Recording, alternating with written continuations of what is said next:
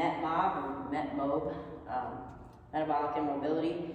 For this day, there's going to be no warm-up, so you're going to get right into it. All right, this is got a lot of breathing, a lot of mobility in it, just a lot of steady pace type work, so there's really no need for a warm-up. You could see as I demonstrate, the warm-up is kind of right in there with it. All right, so it's going to be 2 exercises. They're going to do them back to back, so kind of like a superset, but they're not going to have rest in between. So it's 45 seconds, 45 seconds, and they're going to do 4 sets total. So they'll end up doing 2 of each.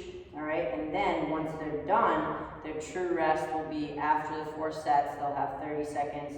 That's when you can demo, and then they go right back in. You'll have to reset the clock each time.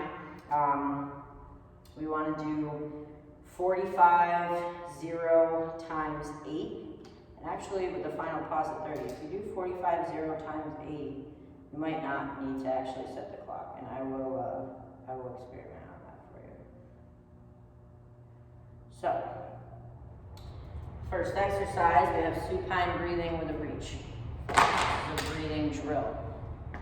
So you're going to come down onto the floor, and this is what I mean by the kind of being into the workout. So backs down on the floor. We want to make sure we coach them to press their butt back, so there's space here, so you should be able to slip your hand right under your low back. Now, right now, with the way things are going, you don't want to be doing that to people randomly. If you need to help them, you can just come next to them. You know, everybody has their masks on, and just say, hey, you know, you want to make sure you have space there. So if you wanted to slip your hand underneath your low back, you could. Ankles are underneath the knees here. We're going to reach our arms up. We're going to internally rotate from the shoulders so the fingertips are facing in towards each other. Elbows are nice and soft. Rib cage comes down, but we don't want to lose that lumbar curve. Big inhale into the back and the side of the ribs. Big exhale, right? And they're going to continue that same breathing pattern without losing the abs, without losing their position, continuing to pull from the back of the shoulder area, tucking their chin, elongating their neck for the full 45 seconds, all right? You want to coach them up in a way that challenges them. They know the breathing pattern should be challenging. It should not be an easy or simple yes, actually easy no position to hold, all right? Second exercise to that is going to be the hip lunge with a T rotate and lift. So they're going to come down to the floor, wrists underneath the shoulders, feet are about hip width. We're going to lunge 1 foot up. I'm going to open up for a T-spine rotation towards that front leg, eyes follow. Now from here, I'm going to lift my torso up. I'm now facing the back wall or my back leg, eyes still on my hand. And I'm going to do what's called windmilling my hands down so they come down in a nice safe position. Bring that leg back, lunge the other leg, rotate, harder on the side, lift, eyes follow that hand, windmill back down. Now, if they need to make this easier, because that's very challenging, as you can see on my right side, I was even struggling to get up there. They're going to lunge, rotate, drop the back knee nice and soft. They can even drop the back knee before they rotate. Then they're going to use that core to lift themselves up, eyes follow the hand, windmill back down, lift that back knee, and repeat on the other side. So if they really are struggling here, you can just keep them at a hip lunge and T rotation without the lift. If they're really killing it, just encourage them to go at a nice steady pace with minimal stopping. They're just moving with their breath. And remember, with the masks on, breathe first, move second. So make sure nobody's holding their breath and then needing to catch their breath. All right, those are the first 2 exercises. Second 2, we've got the single leg figure 4 bridge. So backs down on the ground. Okay, one ankle is going to come onto the opposing knee here. The objective is to keep your hips nice and square to the ceiling.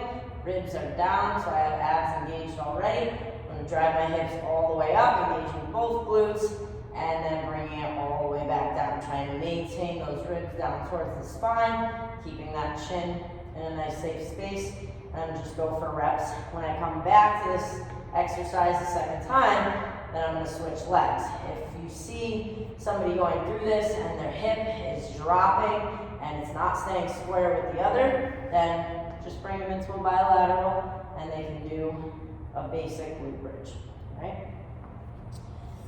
Second exercise for this set, we have a long seated banded face pull. I had originally had what's called a Z face pull and a Y to press, but to be honest, that's very challenging for myself, and I feel like if I can barely do it, then a lot of our clients are barely going to be able to do it. So we're going to simplify, and we're just going to do a banded seated, long seated face pull. So legs are nice and long, knees are slightly bent, ankles are flexed. We've got the band doubled up around the arch of the foot so it doesn't slip off the toes or down through the heels. My hands are in a pronated position, arms nice and long. I can feel my sit bones. You really want to coach that. That lets you know if people are in a good posture. Okay, so abs are tight here. I'm going to inhale, embrace. As I pull towards the forehead, exhale as I come back down. You want to coach their arms nice and high, and you want to think between the nose and the top of the head. So they're going right between this section of the head. All right, and they're just going to do that 4 reps. You only really need the orange and black bands out. I feel like if anybody is really killing it, they can just speed it up with that black band, or if you really see an individual like Pete or Matt Cornella that absolutely crush it, you can hand them the yellow band, but we're not going to have the yellow bands out because I feel like a lot of people will go for that automatically and they're going to barely even be able to pull. So just know who you're coaching. Next 2 exercises, we've got the heel dig hinge. So we're going to stand up nice and tall. Hands are going to come onto the hips. I'm going to extend one leg out and hinge my hips back just a little bit to get into the starting position. So I'm already in that starting hinge position. I'm going to hinge back even further and then drive those hips up. So I'm keeping the knee soft of the working leg. Okay, I'm not fully standing and locking it out, right? Notice that? I'm keeping a nice soft knee bend, and I'm trying to lock out the hips and get a lot more glute here, all right? Every set that we come back to this, we will switch sides.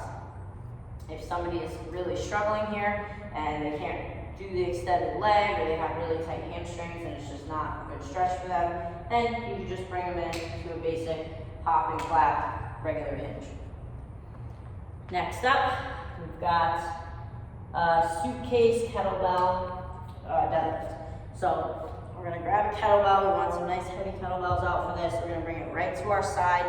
Feet are going to come about hip width apart. Now we want to coach a lot of energy for balance in the opposite hand. So it's not that my fist is super tight. My fist is made here. It's semi-hard. I have more radiation through my arm and the other half of my body to keep myself balanced. So we don't want to coach tight fist, we want to coach a lot of radiation, a lot of energy, a lot of muscle contraction through the side of my body that is not going to be hanging on to any weight. So I'm going to hinge my hips, bend my knees if I have to grab that kettlebell, grab the horns. You're going to deadlift it up, bringing those hips all the way through, and then reverse it, driving those hips back, keeping the big toes down, nice soft bend in the knee. And you're going to repeat for reps. They can go all the way to the floor if they're able, but they don't have to. Going to the floor will just give them a deeper hinge. That'll make it harder. Staying a little bit more shallow will make it easier, but coach them into at least going below the knees. All right, and they're going to switch sides every single set. Now, if somebody is struggling there, then you're just going to give them a basic bilateral RDL, hinging at the hips, grabbing the horns, and moving through it with both feet. Or both hands on them. Second exercise for this set, that was the second exercise. Next exercise, we've got an ankle mobility. So this is a figure 8 internal rotation low plank. They're going 3 reps each direction.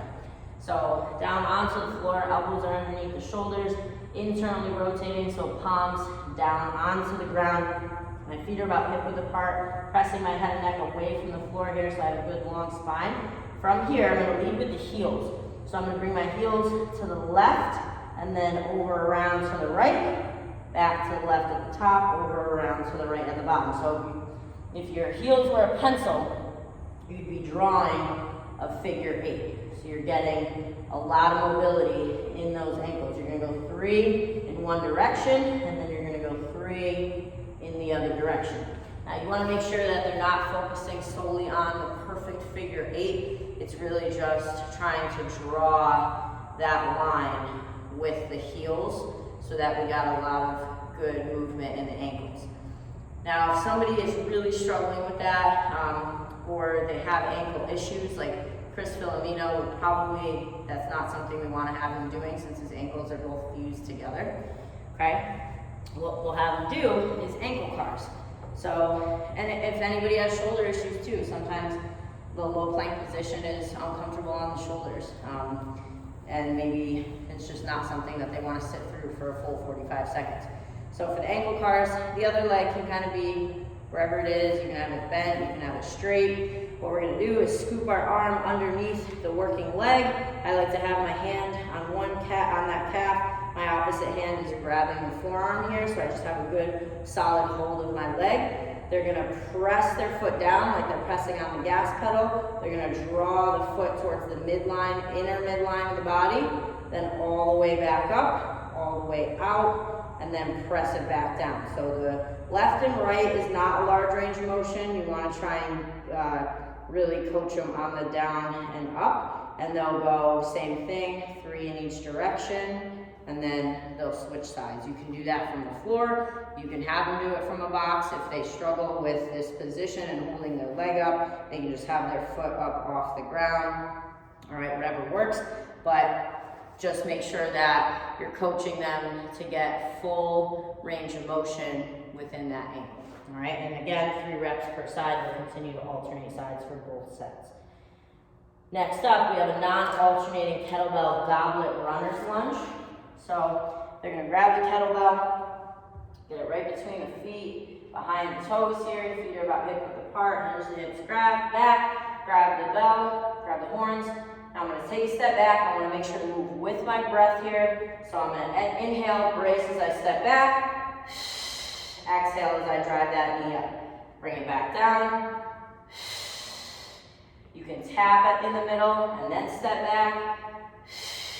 And that's going to actually make it a little easier. So the different versions here. The hardest version, take a step back, drive that knee, don't tap the foot, go right into that next reverse lunge, and continue to move through it without tapping that foot in between. To make it easier, they can tap and break it down. So tap the foot, big step back, step up, and drive that knee with a big, strong exhale through the mouth. The middle road is going to be take a step back, come into that lunge, tap in the center before the next rep. All right, so it's non-alternating, so they're working a single side for each set, so I'll end up doing 1 of each. Lighter will make that easier, heavier will make that harder, and if it's too much, you can break it down to make it easier. You can go just a reverse lunge with the kettlebell, or you can drop the kettlebell and do the reverse runner's lunge, non-alternating without weight, depending on the person and what they can handle. If it's an upper body issue or a lower body issue. Upper body issue, I'd lose the bell. Lower body issue, I'd lose the runner's lunge. But make sure they're breathing with their movement, okay? Next 2 exercises, last 2 exercises, we have a banded overhead and back. This is shoulder mobility. So they're gonna grab the band. They can come to a kneeling position for this, have their butt down on the heels. They can stand if they need to. They're gonna have a double up grip on the band. They have a little tension here, it's not a lot, but they do have their arms at about 45 degrees. I'm gonna come all the way up and back, driving that band down towards my butt, and then all the way back up, driving it back towards my hips. So we wanna try and get full range of motion here, and they wanna keep some tension on the band. They don't want to just lose it at the top, swing it around, lose it at the bottom, swing it around. We want to maintain at least a little bit of tension the entire time. Again, it shouldn't be super challenging. They shouldn't try to rip the band apart and move through this. It's just enough to keep tension on the band the entire time. If they really need to make that easier, they can just come all the way to the very end of the band and not go as deep as they go around towards the back. All right. Last exercise, we've got the kettlebell quarter Turkish get up. So we're gonna stick with the quarter Turkish get up. Nobody's going to a half or a full for this.